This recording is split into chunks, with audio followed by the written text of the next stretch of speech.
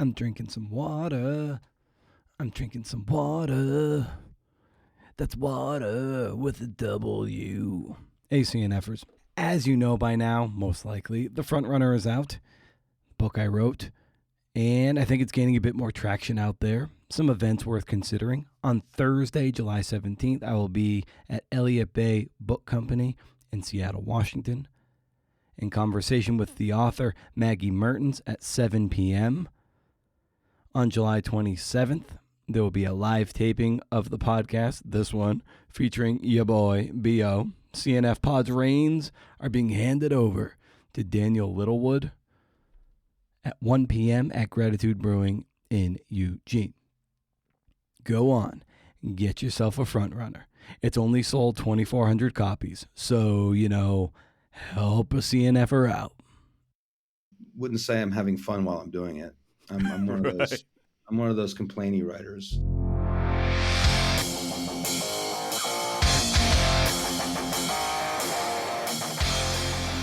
Oh yeah, that's right, 2,400 copies. Oh boy.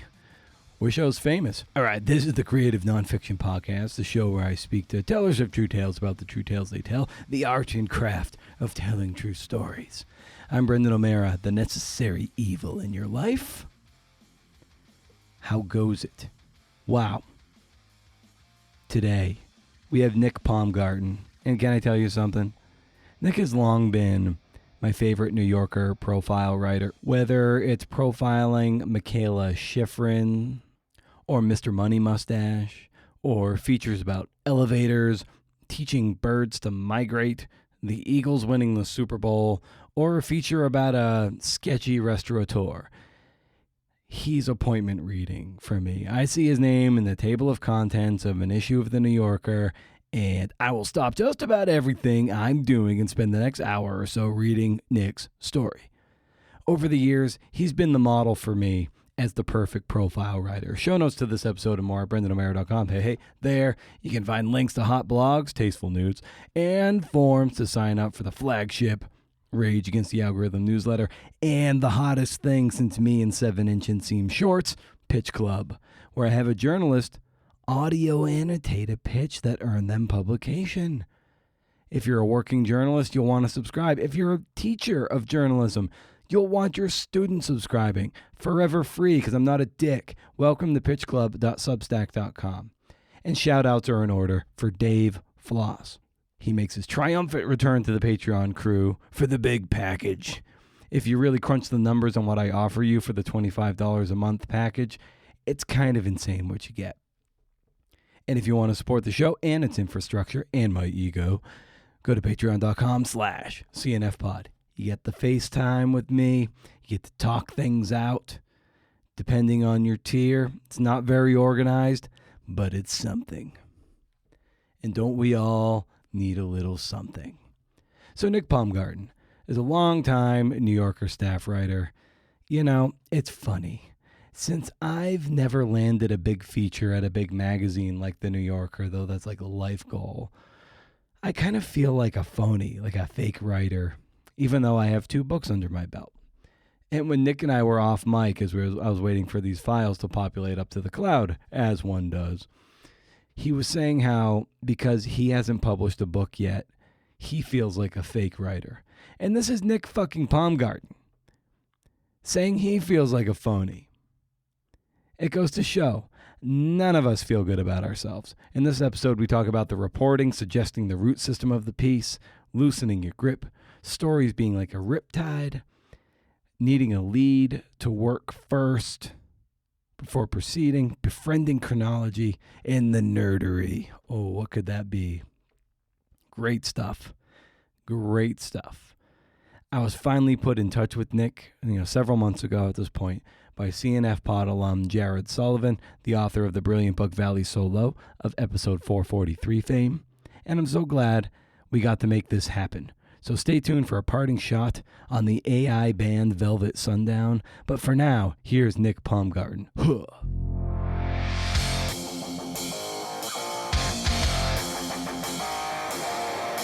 Like, how many times do you need to get hit by a fucking piano or jump off a cliff? I'd rather not hit it on the nose because I have bad aim, you know?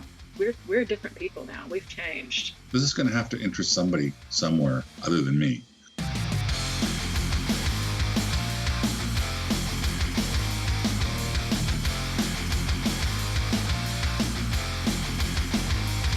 Theoretically, you know, it's still wrapping up. It's still being wrapped. I'm still wrapping. I had to sort of pivot, as they say, to some New Yorker work. And so I've been doing that for a couple of months. I think you've read a couple of the things I did, and have one more to get out. You know, I owed different masters lots of words. Whatever, it's boring, but the circumstances sort of dictated that I do these New Yorker stories quickly. For sure. Yeah, it must have been pretty cool, the fact that you had the feature on the teaching the birds to migrate again, like in that centennial issue, to like be in that issue for the New Yorker. That must have been pretty cool, just to be among that. Yeah. It was an honor. It's always good to have real estate sort of that's waiting for you, you know, a made bed, because it means it's going to run. If they say it's going to run in this issue, it gives you a target and it gives you a home. So it's nice to be in those issues.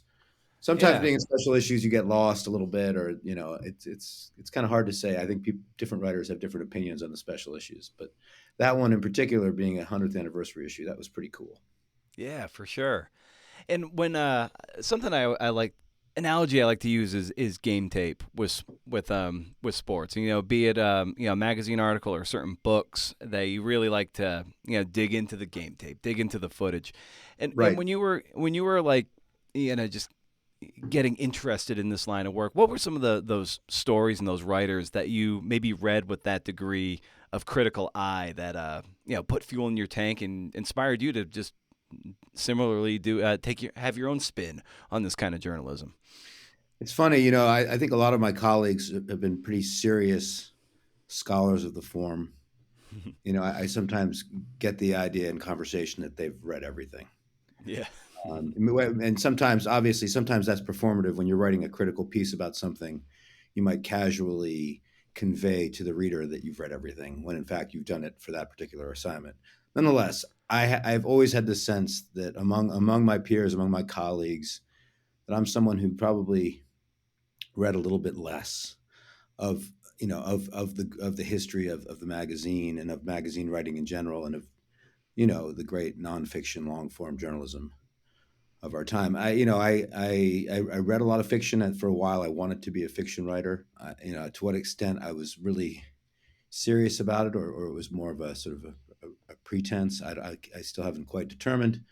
But I grew up reading magazines for fun. You know, it's how we learned about the world when, you know, people of my generation. It's this, you know, it's how you learned about music. It's how you learned about sports. It's how you learned about politics. When I was younger, my parents had, you know, Interview magazine around. I remember seeing Paper magazine around. So I learned about downtown, the idea, as much through magazines as I did through living in New York and being a kid.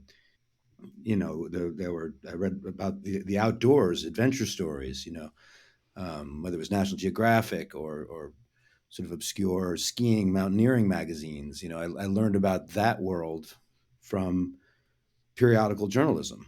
You know, I wasn't necessarily reading collections of the great works of the New Yorker writers or anything like that. You know, in college, I started reading stuff like Hunter S. Thompson and Tom Wolfe, a lot of the new journalism stuff, and I became a big fan of Harper's Magazine at that point, and you know, the earlier Esquire stuff, and, you know, kind of got up to speed and started reading collections of essays of old journalism, you know, from the 50s and 60s and 70s. But I was not the kind of reader who was like, this is how to do it. I wouldn't map out what they'd done, or I think I just soaked it in as a fan, as an American, as a civilian, as a reader, and methods and sensibilities sort of just soaked in by osmosis. Yeah, and similarly with how Mark Maron on WTF, he's obsessed with SNL cast members and how they get on SNL and everything. And it's probably because he harbored a certain longing to get on that show at one point, and he always loves picking their brain. Similarly, I'm like that with New Yorker writers. And so how did you, the long chain of events, how did you get to the New Yorker? I moved back to New York in 1995 at the age of 26. I had some, I'd lived in California. Before that, I'd lived in Montana for a while. I was from New York. And I'd had some odd jobs, sort of internship stuff, some weird writing gigs for really obscure publications. And I still didn't know what I wanted to do when I grew up. And I was already I felt like I was past grown up, but I wasn't getting paid to do much. It's that period of life where you're like, should I go to grad school and study fiction writing? Should I go to grad school and study English? Should I go to law school? Should I go work on a fishing boat? Should I, join the Marines? I had no idea what to do. The 20s, like kind of a dismal time. Anyway, moved back to New York. Long story short, looking for jobs in a recession, pretty hard, not as hard. There were more jobs then than there are now. Working the networks, just all phones. And then eventually I was an intern at Harper's Magazine, did the internship there for 5 months in 1995. And that was sort of a ticket into the mafia, the sort of publishing mafia of New York. And then I got a job. I was at the New York Observer for 5 years. I started out as sort of a fact checker reporter. Was there from 95 to 2000. Over time, writing more and more, and then became an editor, and then was sort of editing younger people. And I felt like I was too young and hungry to be already in the sort of teaching editing phase. So I was a little bit I wasn't sure what I was going to do. I started looking around for jobs. And then I got a call from the New Yorker. They were looking for a deputy editor of the Talk of the Town. This was in the summer of 2000.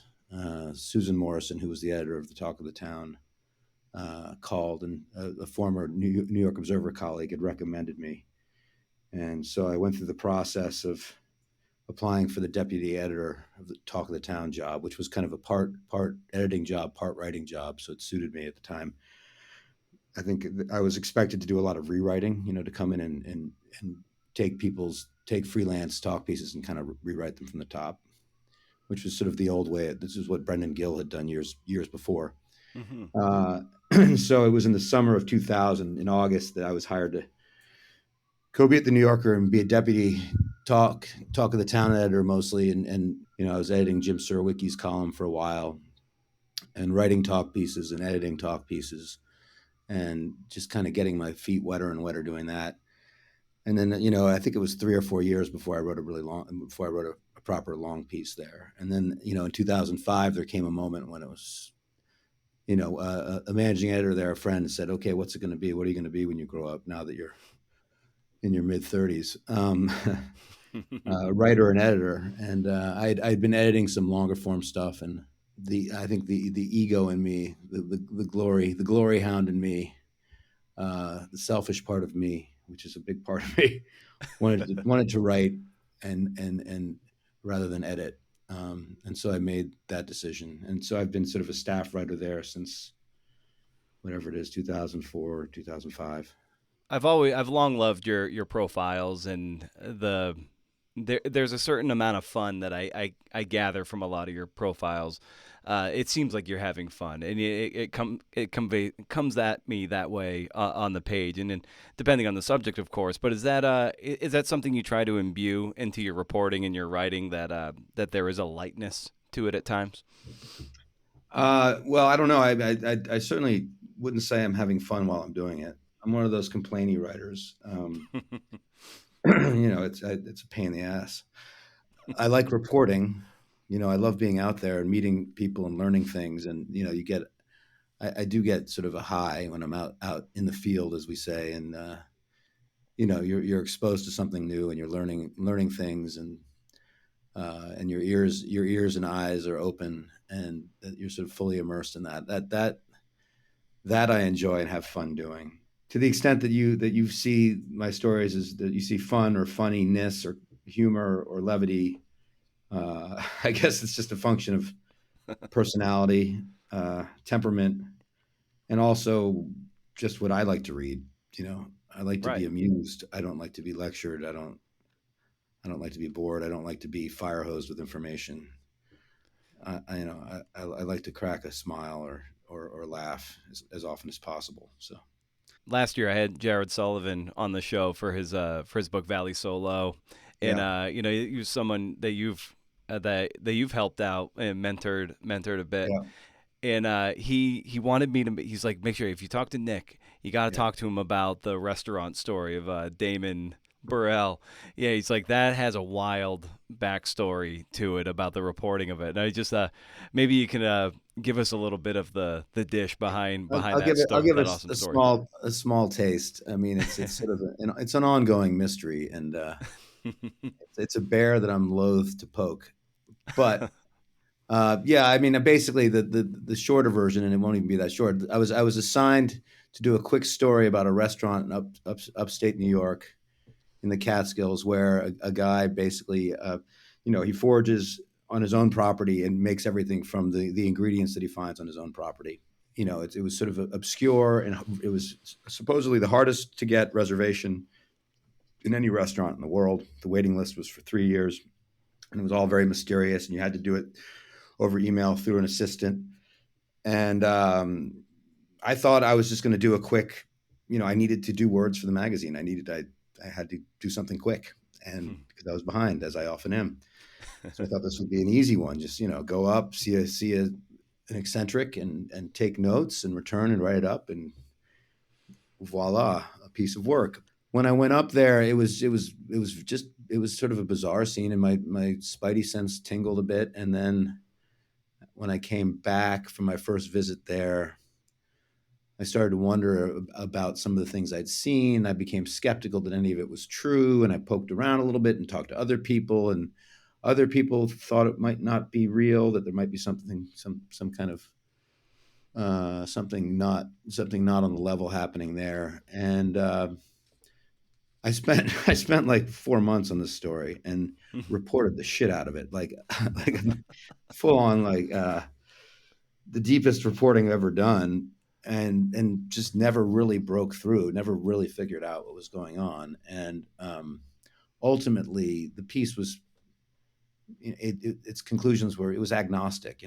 We couldn't say one way or the other what was going on there, and it seemed in bad form, bad taste, to declare that something untoward was going on there. It's like, especially with what we knew and what we didn't know, the unknown unknowns were vast. And so the piece was very strange, and I think it was unsatisfying for some people because it didn't make a declaration by the end that this is a fraud or this is for real. Both because I couldn't say for sure, and because it seemed aesthetically and morally better to leave it open. And I think Damon's still operating. But yeah, I mean, without going into it deeper, it was pretty surreal. I mean, there were elements of danger involved. Uh-huh. Yeah, I Yeah. mean, not to, like you said a moment ago, poke the bear too much, but what elements of it are you remiss to try to push up against, Well, it even just at seemed this far impossible. remove? It just seemed impossible for him to do what he said he was doing, Yeah. and uh, and a lot of the stuff about the difficulty of getting it was sort of the illusion of scarcity which he was creating, and so then the question became, why? What is he up to?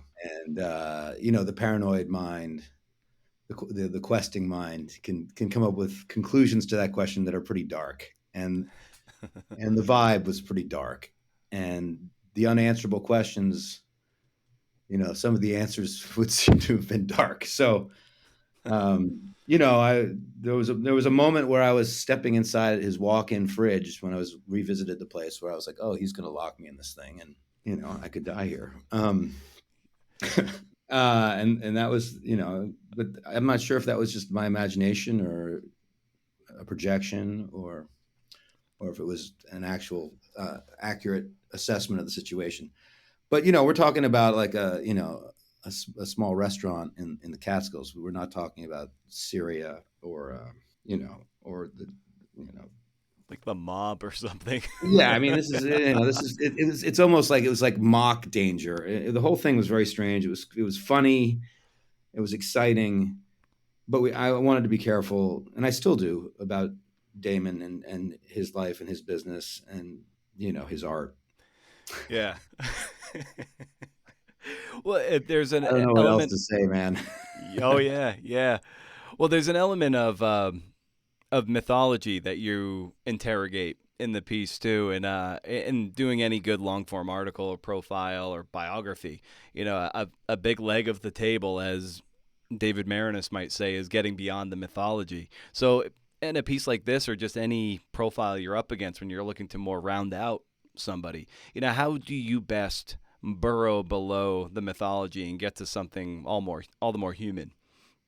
Right. Well, so that story, it's good you bring that up because that story really, the goal of that story was more to shine a light on and make fun of serious foodies who had created the myth in some ways by believing it and by fostering it, and they were the ones that I was calling out more than Damon himself. It's that foodie culture, that sort of exclusive restaurant, the people who fly around the world to special restaurants. I mean, there's that movie last year with Ray Fiennes, Oh, it's so good. The menu. Yeah. Right. I mean, I have to say that I saw that movie and I said, did someone rip off my piece? Like, should I be Yeah. calling my agent? Because I mean, I thought that there was a film to do, like a Yeah. Charlie Kaufman kind of film that would have been a little bit like the menu, perhaps not quite as, but it was that kind of a thing and that kind of culture. Which again, the menu is making fun of the foodies more than it is the chef himself. Obviously, I mean, they're not making fun of him. He's a psychopath in that one. But anyway, but yeah, I usually look. I like there to be subtexts and greater contexts to the stories I do. Sometimes I don't even know what that is consciously. It's just a subconscious feel. Like I know there's a root system there, and the reporting suggests that root system, and I write the piece and sort of put things together and I get a sense of it, but it's almost like it's almost ineffable. It kind of it's doesn't quite form, it forms and then disappears. So I'm not saying anything outright. I kind of like that, just to kind of suggest connections or deeper implications. If I'm writing about the Super Bowl, it's sort of it's obvious. It's a little more obvious there because it's about America. It's about this time in America. It's about the entertainment media complex. It's about our politics. It's about our ongoing race wars, the culture wars. It's about American entertainment, being entertained to death. It's about tribe and family and emotion. It's about all those things. They're all connected, and I just felt it because I was there for that week at the Super Bowl. And if you just write your experience there, it all kind of comes out, and I don't have to state too baldly Yeah. what that all means. And because I think part of it is that I'm incapable of stating things like that baldly. I'm not smart enough. I lack the language and the real rhetorical muscle sometimes to state things baldly. I'd rather not hit it on the nose because I have bad aim. So sometimes I feel like my stories just suggest things because the reporting suggests things, or I have a feeling that something's going on beneath the surface here, but I'm not going to belabor it for the readers. And a profile I've reread a few times, namely because I want to model profiles in a similar fashion as the one from a few years ago about Mikaela Shiffrin. And Yeah. I really loved I just loved the structure of it and how you went about it. And when you're taking on an athlete, like that, who seems to be altogether pretty thoughtful herself, which is kind of rare sometimes. Yeah. But when you're setting your sights to report on a figure like Mikaela, where do you start? What is the first domino? Well, I can't really remember the structure of the piece or how I went about that one in particular, but I suppose, I came with some prior knowledge. Hmm. My enthusiasm for the piece had to do with the fact that I'm a fan of the sport, and I have some history with the sport, and so I bring I like I like to bring something to the table, whatever it might be, and it's like the nicotine that gets me to open the pack. I usually have some node of connection to the story I do. I prefer it that way, and I'll even gin one up in my mind, which is kind of seems almost anti-journalistic in a way, but it's and from an essayistic point of view, I guess it makes sense. also with athletes, you don't expect to hear much in terms of conversation. You're not coming into a time with an athlete and expecting to hear a lot of great insight or self-reflection, because obviously athletic success has a lot to do with keeping those thoughts, that self-consciousness, that self-awareness out of your mind on a day-to-day basis. So it was more, how do I appreciate this person as a a paragon of expertise, of just athletic expertise, and sort of the mental game and the training game. And then you also, biography is important, knowing that someone has an interesting story. And, in Mikaela's case, her family's interesting. Her mother was interesting. Her path was interesting. And then, to me, to get time, when you write about athletes, a lot of the time I've found that the typical athlete interview, professional athlete interview, is 10 minutes next to a locker, with a scrum around, and they say after 5-10 minutes, they say, "You got what you need?" And you're like, I don't even know what I need. I don't even know what I want, but whatever it is, I ain't got it, because that's 5 minutes of just baloney. So if you can conspire to have real time with someone where they get to let down their guard, and you kind of, like I went back to Mikaela's condo and to talk after her workout, and she's full of endorphins and she's in a good mood and she's really nice and she's a good host. And so she's kind of cooking lunch, reheating some stuff from the fridge, and just kind of, and talking. And that was, that was the most natural way you could probably experience her as a person. And instantly it was like, she's a real person. She's a thoughtful, kind person. She asks questions. She listens. She answers questions, each one anew. She doesn't just give you canned answers. And those people are rare. Another one who was like that was Roger Federer, who I interviewed for Men's Vogue. And he's just a prince of a dude. He answered all the questions as though he had never heard them before. He was a gentleman, he was cool. He was funny. And then like later, like my brother ran into him like 15 years later down in the Miami tournament. My brother's like, "Hey, Roger, my brother wrote that story about you." And he's like, "Oh yeah, tell him I say hi." He's like just a cool guy, as well as a beautiful tennis player and all that. But so I'd prefer to write about those kinds of people, or people like my colleague Ben McGrath did an incredible story about Lenny Dykstra. And that's another kind of great way to go. The real peaches, Yeah, to your point earlier about what makes some of these athletes so good is their degree of remove, the fact that they don't think about what they're doing. David Foster Wallace's essay on Tracy Austin and his disappointment with sports memoirs, it's because they are almost, lack of a better term, simple. Because they don't think. And he had a bad head. Similarly, in my baseball career, I kind of had a bad head too. I couldn't get out of my own way sometimes, and succeeded despite it. Yeah, what makes them so good is being able to turn that off. And so when you can get someone who is elite and can articulate it brilliantly, it's like, oh my God, that's the gold if you can get there, rare as it is. Yeah, I've always thought of golfers in particular as having just like this sort of this breeze blowing through their ears. Like the only way that they can remove the nerves and the thoughts from their head is by probably not having those thoughts in the first place.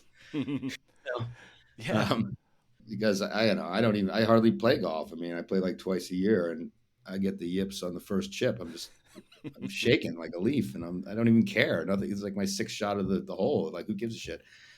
I don't know how they do it. I don't know how the tennis players make a second serve when it's break point in fifth set. I don't know how people make free throws or the pitch.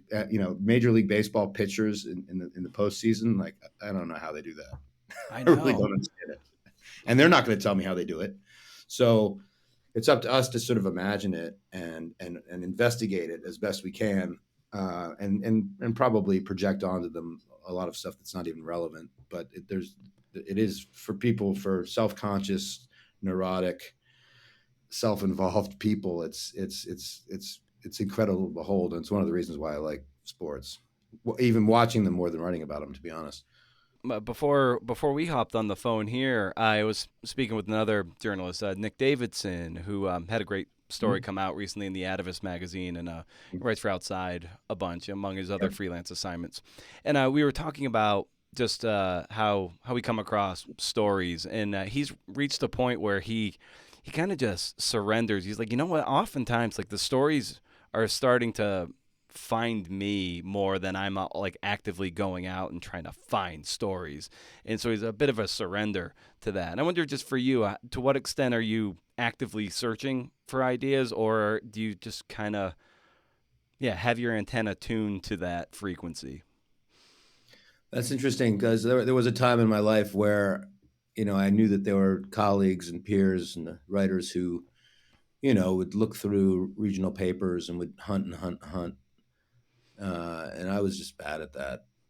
And so the only ways that it would ever happen for me, and has really ever happened, is that, things just kind of come to me. Either it's an assignment for the magazine, it's someone else's idea, or I just notice something and something clicks. I get, like I said before, I get some kind of personal connection to it, like something stirs in me. And I'm like, oh yeah, I could spend a couple months with that subject.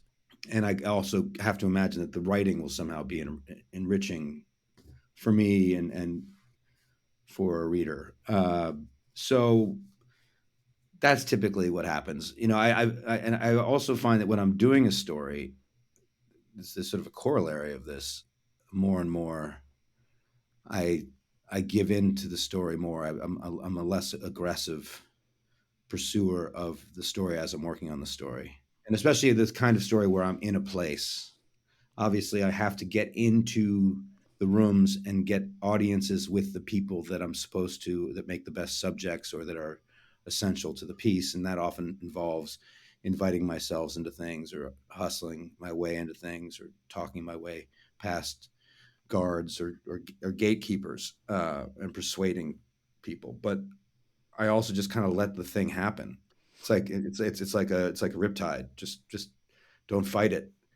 And you'll have the feeling while you're doing that. This always happens to me on these assignments where I'm, like the Super Bowl or the Masters, or when I'm in Davos at the World Economic Forum, I will feel, for 8 hours, like I'm getting so much good stuff. Oh my God, there's just so much good stuff here.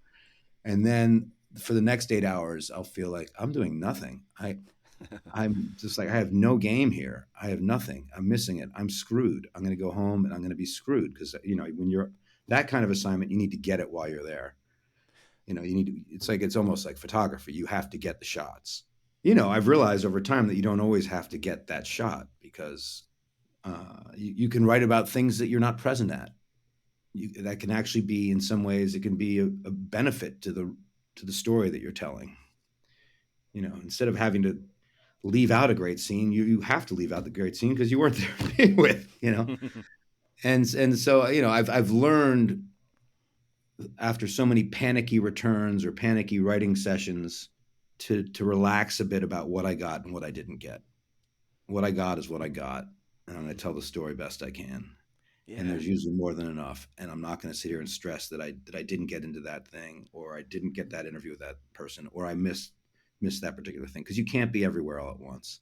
And also, you talk about fun. Like, I don't want to be miserable all the time when I'm writing. I mean, so I just have to teach myself not to freak out when the deadline's approaching and I'm making use of what I got, and just to try to make what I got delightful to me and to the reader.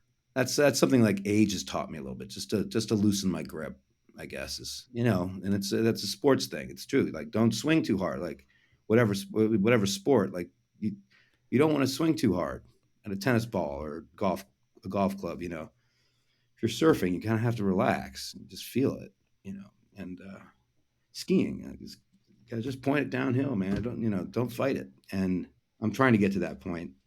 Of course, it's all bullshit when you talk about it on a sentence to sentence level, and the laying down of the bricks and the actual technical problems of what comes in what order, and how do I say this if I haven't even already introduced this other idea, and if I have to introduce that other idea first, then how do I put that in there? And then all that stuff is the stuff that drives us crazy, right? I feel like I'll never solve this problem. The algebra, the sort of algebra stuff, order of operations stuff. I never take pleasure in that.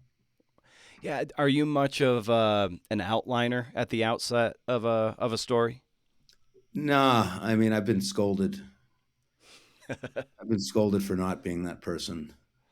Uh, uh, Typically, I will, write sort of a rough outline on like a piece of paper that I then have here, or on a legal pad. I'm a guy who needs a lead. I need the lead to work. I need it to be compelling. And it doesn't have to be the best place to begin. It just has to be a place to begin that works and that, again, like amuses and sucks you in. So once I have a lead, then that will lead to another place. And there are certain, New Yorker templates and structures that you kind of can default to or rely on, and that are at this point for me slightly, I guess, internalized. And sometimes those feel cheap, and you resist them. But the chronology is your friend, so you always have chronology, and then there's a big thing is going back and forth between reported scenes and detail and the sort of the pullback of the camera, line break, pullback, those things. There's sort of an energy that a sort of push pull energy that happens there that in the absence of an outline, it just suggests itself as you're working. It's time for me to pull back here, and then you pull back for a while, and then you're like, okay, let's go to that other place now. Oh, for sure. You do that exceptionally well in the elevator story you wrote. Like Yeah. you do have that, the one guy who's locked in the elevator, and you're always going kind of. We don't stray too far from him because we need to know, like, oh my God, what's going to happen to this guy, and yeah, and then you go through various other spokes of the wheel about elevators, and I think when you're writing a story of that nature, like you said a moment ago, is that the story and the writing kind of suggest when you need to take a break from one particular through line, and then go down. I mean detour. that one was. I mean, I kind of. I decided I was going to write a story about elevators because we had something called a journeys issue every year, and I started making it a challenge to myself every year to come up with a more and more banal journey. Like I did commuting, and I did GPS. I can't remember when I did, but it was like elevators. Like that's like the journey. And then I started nerding out about elevators, elevatoring, the history of elevators, the history of bodies in space, all this, kind of arcane, New Yorkery deep dive stuff. But I knew that I needed a primary narrative, and I needed to find someone, I needed to find a sort of tale to tell. And then I found that story somewhere. I can't remember where. I mean, it had been out there a little bit. And I called the guy, and it was like a Friday evening at like 6. And I was in my office at the New Yorker, and he started talking, and I just started writing down his story on a legal pad. He just told the story chronologically. And then it was like 3 hours. Oh my. And I went home, and like that, the next day I was like, I'm just going to type that up and basically just put it into my own words, but I'm not good. It's his story. He tells it well. He had told it at that point for many years. It was his story. And then it was pretty obvious that was going to be the structure, that would be the foreground story, and that all the nerdery that was taking up way more of my time, and that was harder to write and was, harder to justify, but, it was also kind of neato and strange. Now had a place to sit, and now had it had a boat to float on. And so that through line, it made it work. And I was rescued by that story. Funny aside, last weekend, a colleague of mine, bless him, he called, and he's working on a story. And, I'm not going to tell you what it is or who he is, but he's, it's like sort of a similar deal. It's like a story about a broader thing, but there's like a central storyline. And he's like, I'm going to use this structure where I tell that guy's story and I go back and forth. And he was actually asking for my blessing, like, because it was like my gimmick. And I was like, dude, that's not my gimmick. That's like just a standard structure. Yeah. You don't need my permission. I'm flattered. And of course you have my blessing, and I can't wait to see the story, but no, that's like a standard structural move. And I just lucked into it that one time, but it's a great model to use. God, dude. Yeah. Yeah. It just it's like you don't have to reinvent the wheel, just change the tires. Right. Exactly. Yeah. And we just seeing you mime, writing on the legal pad as he was recounting that story in the elevator. When you're in the field reporting or interviewing people, are you one of the strict notebook and pen people, or do you employ recorders to detail information too? I've been doing this for 30 years and I still haven't figured it out. I Right? still Like don't. no one know. Yeah, it's one of it's the great debate, and it's one I of those mean, things. Yeah. I take notes. A lot of the time I don't even record because it's like I'm not gonna type up 4 hours of just walking around, hanging around stuff. Like if you say something Yeah. good, I'll write it down.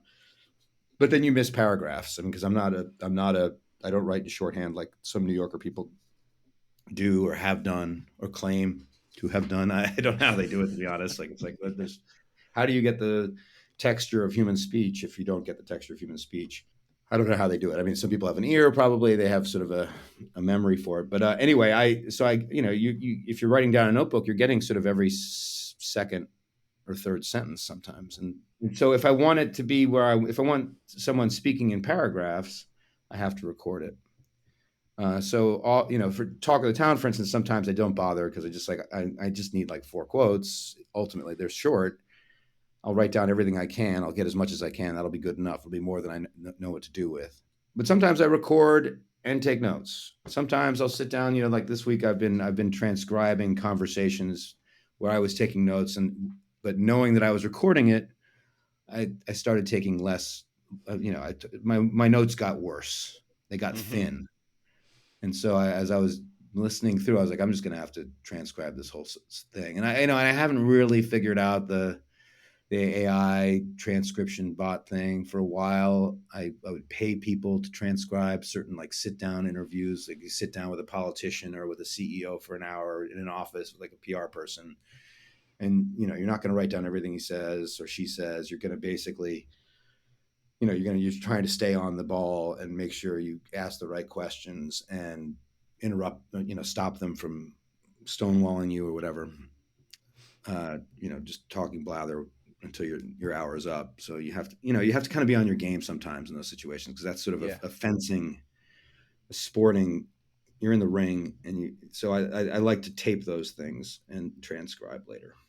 And All when this is you're I would think this yeah, is boring stuff, but I guess this is a podcast for people who do this. it really I know. Sometimes it can feel kind of just blah on the surface, but a lot of people who listen to this show, and I find it fascinating about how reporters, and certainly reporters and journalists and writers who I just deeply admire, how they get their information, how they organize it and curate it. Are like a Darcy Frey when he's writing The Last Shot, 30 years ago. He was not a tape recorder guy. Like he would have the kids in the back seat in Coney Island. He'd drive. He'd pull up to a red stoplight and he'd scribble like crazy in his notebook with his notebook on his thigh. Go to the next light, and he made a deal with himself not to use a recorder early on, and yeah. I do a lot of that. I mean, this is here's. I love it. The classic. And they're just all that's like this year. And frankly, you asked earlier about pieces that had an influence. I would say that piece in particular, The Last Shot, and Harper's of that era of like the early mid 90s and the folio really got me jazzed back then. And I got to be an intern there and sort of see how the sausage was made a bit. And yeah, I mean, I was actually not a religious New Yorker reader necessarily in my college years. Yeah, when you lock into a particular subject, I know for me, I'm drawn to people of singular obsession and devotion, mainly because I lack that in myself, and I really admire it in them. Like just for such a frenetically ADHD addled mind, it's just like I really admire that. And I wonder for you, like, what are the people, or do you find that the people you're most attracted to cover, they have something that you fundamentally admire and maybe wish you had? I'm just attracted to people that are obsessive, that have the deep knowledge of something, that know a lot about a thing, where it's their life's work is burrowing in on one subject. I mean, I'm a total generalist. Even as a reporter, I don't have a beat. I don't have any area of expertise. I know a little about a few things, but people that really know their subject, and that's John McPhee. That's sort of a classic form. This, you meet this person, and their life is devoted to this particular avenue of expertise. That's part of it. Part of it is I think it's interesting when those people devise, like, they have a worldview and a sort of a philosophy of life and of knowledge that arises out of that. So I want to encounter, people with sort of a fully formed philosophical outlook on life. And often those people are eccentrics. Often they're difficult as subjects. They might be controlling or thin-skinned, or sort of spectral sometimes. But I prefer that to like a politician who's presenting a sort of a public persona to you, like a fake persona that you have to sort of, then you're like reading the poetics of that fake persona, which has nothing to do with what's actually happening, how they play power chess behind the scenes. Like so I have a problem with a lot of political reporting. It's always this sort of surface. Like, I'm here I am with this congressperson for a week, and I'm watching them perform congressman or congresswoman, and I want to know what they're actually. I want to know the sort of the deep dark House of Cards stuff. I want to know how they're really sort of playing chess with each other and screwing each other over and using leverage and power. They don't, to do that, you have to be really deeply immersed in that as a beat and to know people. And so, for me to go into political reporting, for example, it always feels like I'm, it's hard for me to get up to speed and get sourced up well enough to really know how the game is really being played. When you're sitting down to write, we talked just a moment ago just how some people listen to the show, myself included, just love organization and how do we best have that material ready so it's accessible, and we sit down to write. For you, what are the systems you like in place, Nick? I mean, my desk here is a goddamn mess. I again, been doing this for 30 years. I really have not devised a proper system, but I would say I've taken to typing up the notes. So that's that's sort of a one phase of culling and of reintroducing yourself to the material, both getting it down electronically so it's searchable and copy and pastable and all that stuff, but also you're just doing another sort of deep pass through it. And then just piles. I'm a piles guy.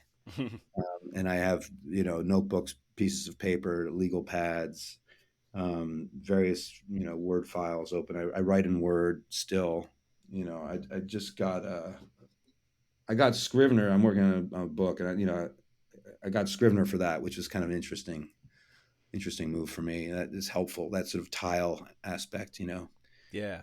It's basically just the note card on the ping pong table type approach, but it's electron, and that's helpful at greater length, I think. But I'm able to, for like a 10,000 word piece, I can kind of keep it in my head and on paper around me in piles like that. That works. It sort of surrounds me. But it's not organized. It's not efficient. And I know some of my colleagues and peers and friends are much more organized and have, proper folders on their computer and in drawers. I just kind of a sloppy person. Same. I'm just like, I wish I weren't, but I just it's all I can do to get stuff down and then get it back out and then turn it into something on a screen. That's all I can handle.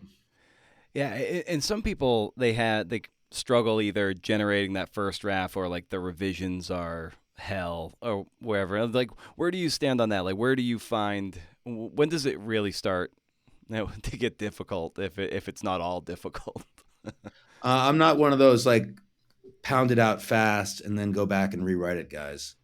I'm definitely the sort of inch forward. I need the sentences to be good, because then the ideas make sense. Like if the writing is rough and kind of slack and lacks any sort of sharpness or acidity, then I think that the material is bad, and therefore I can't make it work. And so I have to I sort of I have to move forward with good sentences And then, I kind of then spit some stuff out and then turn that into better sentences. And then I can keep moving forward that way.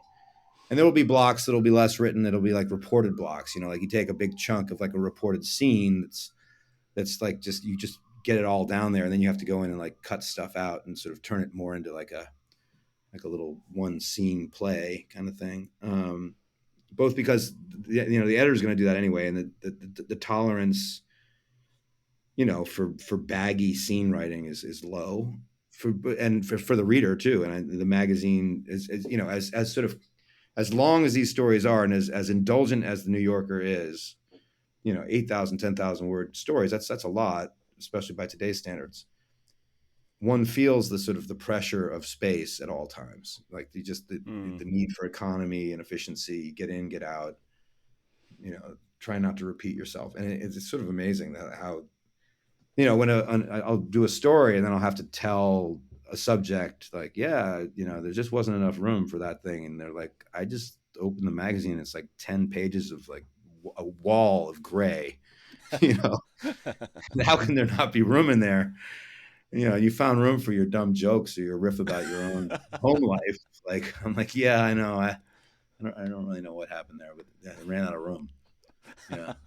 Yeah. That pressure is always there. The sort of, it used to be that I would, well, I guess I still write. I tend to write long, and then, the editor has to take a whack at it, and I have to take a whack at it, and you lose good stuff, and you kill your darlings, and all that kind of stuff. But I can't. I kind of have. I feel like I have to leave it all out there. I have to write what I have, and sometimes if the assignment's like 6,000 to 7,000, I'll be like, okay, I'm at 10,000, but I got it all down. Now I'll give it to the editor and say, what do you think doesn't work? For sure. Yeah. How do you like to be edited? Well, I have a really good editor, Willing Davidson, right now. And before him, I had a great editor too. Both great editors, John Bennett. They're not the kinds of editors who rewrite stuff or really take the thing apart and put it back together again. They're judicious, but like I trust them. There was one moment with John Bennett years ago where he'd cut a joke and I kind of put it back in there, and then he cut it again, and I was like, John, like, what's wrong with that? Why'd you cut that joke? He's like, because it was lame. I was like, okay, man, no argument. It's like, geez. Sorry I even wrote it. That's the right answer. And it stopped me in my tracks. So yeah, I like to be edited, with care and delicacy, but also with like a firm withering hand. I mean, it's like a coach who's he's tough but fair. I like that. Right. Yeah. Yeah, because you can run across people who are like just very, they're very terse and to the point. But at some point, you're like, as writers, we're just sort of inherently insecure. So sometimes, like, well, don't be too like, let's defang some of the stuff a little bit, because I do have the most fragile ego between the two of us. Well, I mean, the worst time is when you file a piece, and then like after filing it, like 5 minutes later, you're like, what the hell? Where's my response? And then you need the response, like, at least in my experience as an editor and also as a writer who likes a certain kind of editor, I need someone to tell me this is great. And then they can tear me to pieces. Yeah. And there's a whole thing, like there's a whole, lexicon of that, when, this is going to be great. It's like, okay, this is a mess. I'm sorry. This is going to be great. You're like, oh, I really screwed the pooch this time. Like, sorry, oh, but no. You just walk out the door, tail tucked. I mean, I am sometimes amazed, and this happens more. It doesn't happen with me at the New Yorker, but other places I've had people, you file something and like no one responds to you for a week, and you're like, it's like the rudest thing I can imagine. I can't believe that someone would be an editor and would leave a writer hanging. It's like, do you understand? Like I'm standing on the chair, like I need a response here. So that amazes me when you don't get a response. And the other experience that I've had elsewhere, but not at the New Yorker, is like this, and I haven't had it in a long time because I avoid these circumstances. It's like, can you rewrite it this way? Actually, let's rewrite it this other way, or just like redo it, do a totally different story. It's like, well, this is the story I did. This is what I found. I'm not going to like redo a whole nother version of it. If you wanted a particular story and you have a vision for what that story is, why didn't you just write it yourself? Why did you bother hiring me? Because I'm just going to do what I find, and I'm going to find a way to write it that's like amusing to me. And it may not be what you have in mind, but that's the story that comes back. There's a tension with that at the New Yorker. It's an editor's magazine, always has been. But the writers get granted some lassitude to go out and have an experience and write what they discover and what they feel is relevant. And there's push pull there all the time. Well, Nick, I want to be mindful of your time, and this was just so fun to just talk a little shop and how you go about the work. And how I like to end these conversations and bring them down for a landing is just to get a recommendation from you to the listeners out there, just something that's you're happy about that you want to share with them. Could be a brand of coffee or fanny pack or a long walk. It's totally up to you. Oh man. Oh, like music. Yeah. I like this band, the Bug Club. They're fun. The Bug Club. Trio, they're fun. Yeah, that's one thing. I did jujitsu for the first time a couple weeks ago. That was interesting. I have friends who've done it and said you should try it. I'm like, my body's broken. I really don't want to do that. And I had the experience of, I'm kind of broken and really shouldn't have been doing jujitsu, but I found myself suddenly like rolling on the floor with some stranger, and like basically it felt like fighting.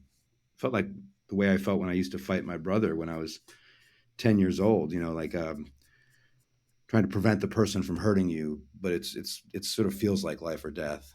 And I'm 56 years old, and I have like a lot of ailments and problems, but I will say that was so exhilarating.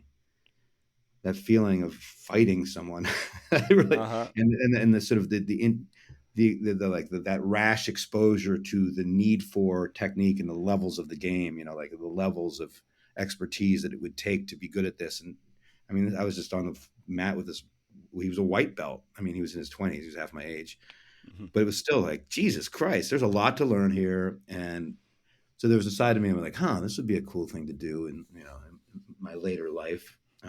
Because I used to play hockey and I love that, but concussions laid me low. That's the book I'm writing. I'm writing a book about my beer league hockey years and sort of about men and all that. When I finish that, we could talk about that. Oh, cool. Well, yeah. Well, let's make that a point, Nick. Fantastic. Well, this is so great to get to touch base, and been such a long admirer of your work, and to get to have a conversation about it was a real thrill. So, just thanks for carving out the time, Nick. Oh, thanks for having me on. I'm honored. I'm honored for the attention and time. So, keep up the good work, man. Yes. Awesome. That was great. Yes. Thanks to Nick. And thanks to you, CNF, for making it this far. We're still doing it, aren't we? We're still doing it. It wasn't until the other day that this thing came up. This AI band by Spotify called Velvet Sundown. It's a bad name. It is the perfect name for AI. And the imagery of this AI band, especially look up the one of them eating hamburgers. Not even eating. They're like looking at hamburgers as if they don't know what food is. It's the perfect encapsulation of AI. The fact that AI bands are a thing is one of the many mounting insults to humanity as we know it. The fact that this fake band has more than 1 million followers on Spotify is all the more upsetting. And I'd like to think that maybe 999,999 are AI invented followers. Because who the fuck knows anymore? What can we fucking trust? The answer is almost nothing. Two things hit me almost right away. I need to see more live music, and I need to own more analog music delivery systems, be it a record player or a CD player. I have some vinyls, some Metallica records, but I'm not a big vinyl guy. I have more CDs. I still have a small cache of CDs from high school that I listen to in the car. I've been really just hammering through Metallica's Load, the 1996 release. Some really awesome, sludgy riffs in that. House That Jack Built. That opening little riff, the burn down here, when how he just holds that chord, and it's just muddy. Oh yeah. I have a burn CD called B.O.'s Walk in a Class Mix that I made in the fall of 2000. It's an experience. I'll talk about that another time. It's essay worthy for sure.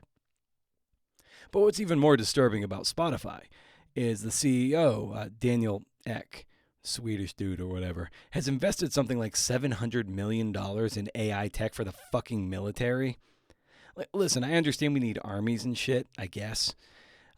But the glut of funding the war machine at the expense of so many other things, I just find almost like morally indefensible. I mean, how about we skim off? Let's just skim off a cool $1 billion off the military spending, which is like kind of nothing in this country, and we can send 10,000 kids to college debt-free if the average 4-year college degree is around $100,000, of which it's far less depending if you're in state or whatever. Think of how many people we can educate. Think of how many people we can insure and feed. Anyway, can't have that. Can't do it. Definitely not. Fuck. Fact is, the algorithms, AI, is ever so insidiously nudging us into numbness to keep blunting the edge of our taste until we're consuming the most banal art imaginable. The only thing we can trust is IRL, baby, in real life. That's the vision that Ruby McConnell and I had a couple years ago, and then executing at the start of this year as we started to do these quarterly live podcasts. You know, with AI taking over, eroding our trust in what's real and what's not, what's unmistakably real is gathering as a community and celebrating reading, music, and conversations. That's all we can trust. And these tech giants think they're the arbiters of culture, the gatekeepers of taste. No, they're poison. Worse, they're a fucking parasite, sucking the blood of our data and our attention, and we do it willingly. Oh, there's a tick on my arm? Yeah, keep going, buddy. Blow it out. And give me Lyme disease while you're at it. So yes, I still pay $16.99 a month for Spotify because in theory, it's amazing. In theory, all this music in my hand. Oh, I want to listen to the Queen's Gambit soundtrack, the Arrival soundtrack, the Inception soundtrack, the Batman soundtrack. I like to write the soundtracks. Whale sounds? Sure. Falling Rain? Uh-huh. Every Metallica record, Pantera, Gojira, Sabbath, Black Label Society, Matchbox 20, Live, Soundgarden. As I've said before, they numb us with convenience. We sell off so much of ourselves for convenience. But it's in the inconvenient where life exists. Interfacing in public, be it at a live podcast recording, July 27th at Gratitude Brewing, 1 p.m. in Eugene. A concert, trivia nights, fucking bingo, I don't care. It means we have to leave our homes and interface with the public. I'm a bit of a recluse. It's not in my nature to do it. Coming out of the pandemic, too, it's very hard for us to build that musculature up to be in public again. I think we're still dealing with a lot of fallout from that, and we don't talk about it. I'm also an introvert, so the idea of being around people, though I don't mind being around people, it just drains my fucking battery. Like, you have no idea. If I'm out in public, by the time I get home, I have to go into like this Darth Vader egg to recharge for like a week. But I know it's the way.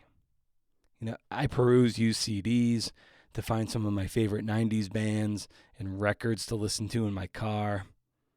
Yeah, I'm going to go look for a used boombox today at St. Vinny's.